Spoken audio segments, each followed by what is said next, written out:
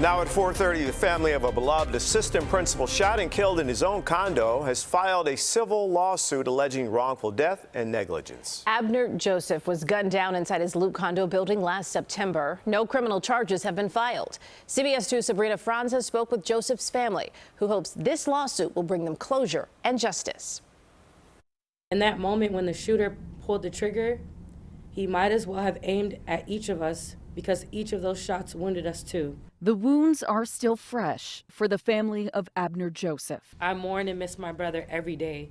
Their 32-year-old brother was shot and killed in his own condo building, The Legacy at Millennium Park, on September 14th last year.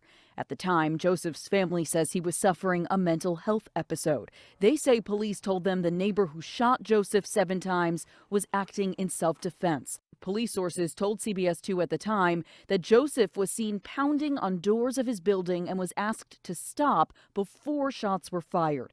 A 45-year-old man was taken into custody but was released without charges. Joseph's family says he suffered from ADHD and had just switched to a new medication prior to his death.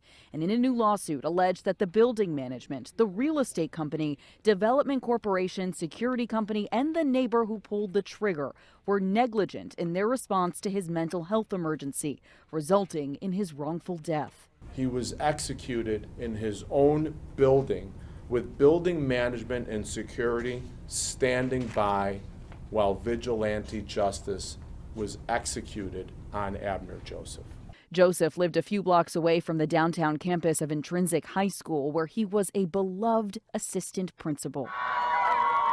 Students called for justice in the wake of his death, painted a mural in his honor at the school. Now his family echoes those calls, calling for a jury trial in a civil courtroom. What you do in that situation is you step back and you de-escalate and you give time. They plan to subpoena any surveillance video of the incident. We would know even more had charges been brought and some of the evidence come out.